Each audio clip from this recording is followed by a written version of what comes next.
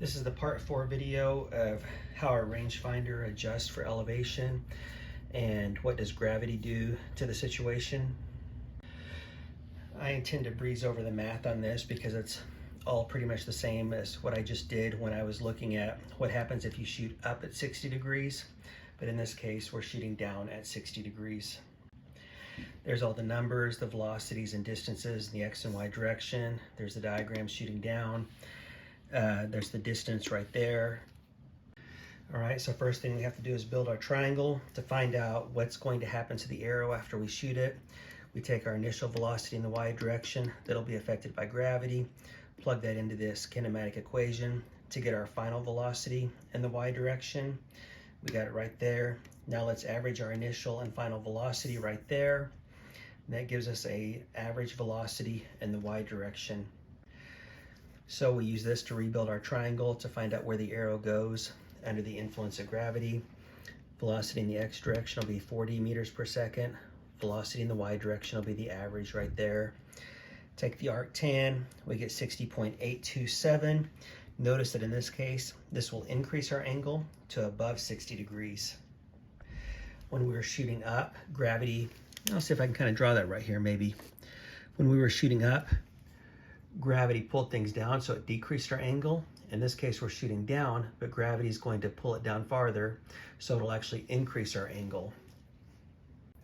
We have an increased angle of 0.827 degrees. In other words, this is where the target is, this is where we aim. So we actually aim just, it looks weird because we increased our angle, but if you actually take this and move it up to the 0 degree axis right there to horizontal, we are still indeed aiming above our target and letting gravity pull the arrow down to the target.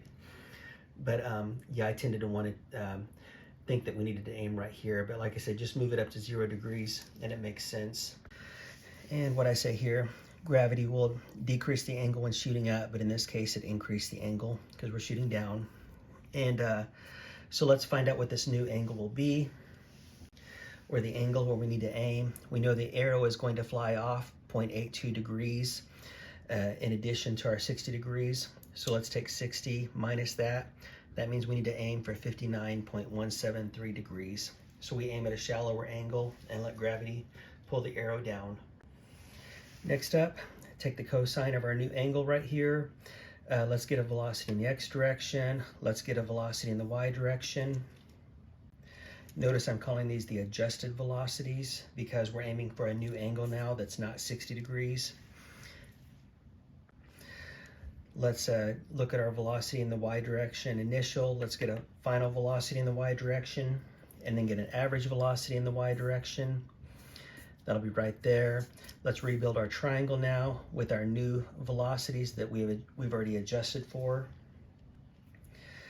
And we will have 60.03 degrees. So this shows that when we aim up, say right here to that point right there, and we aim less than 60 degrees, then the arrow pulls it down to there and we hit our target.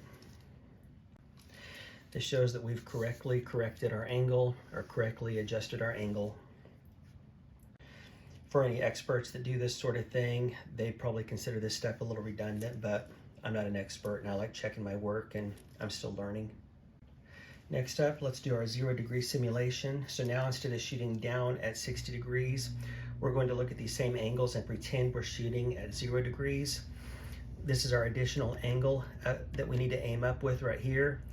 1.7755 is where we aim at 0 degrees, but this is where we are told to aim now with the math we just did. Let's ballpark it to see what our rangefinder will tell us. Just take this angle, cut it in half, and we will get 0.8775 degrees. Compare that to our new angle of 0.83 degrees. So they are almost the same. If you take this smaller angle, 0.827, divide it by what we would get from the rangefinder, it's only 5% off. Sorry, 5% of a degree off, and that is really small. But anyways, let's see what we got here. Let's get the velocity in our Y direction. Right here now, we're not going to use a Y velocity initial, final, and average, because when we're shooting at 0 degrees, it'll maintain its overall velocity. It loses velocity going up, gains it back going down. So we're not going to make any adjustments like we did when we were shooting up at 60 and down at 60 degrees. So instead of velocity, Y velocity in the initial, initial velocity in the Y direction, I scratched that out. We're just going to do velocity in the Y direction, no initial, final, or average. And plug that into this kinematic. It tells us the distance in the Y direction. We go up 0.0680 meters. Plug that into another kinematic. And that will give us our time. We have to be sure and double that. Also, don't forget to take the square root of this. I've tended to want to do that several times. I'll get some goofy number because I do this stuff in my head, and I'll forget to take the square root sometimes. So just stupid math errors from not showing my work. So we have to double this because this projectile has spent so much time going up, so much time coming back down. We get our total time in the air right here.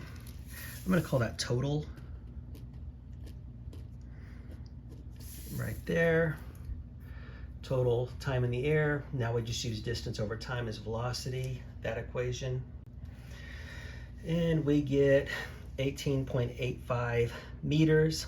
That is where we aim. Distance in the X direction, 18.85 meters. So if we're shooting down at something at 60 degrees, we aim as if we were aiming for something 18.85 meters away.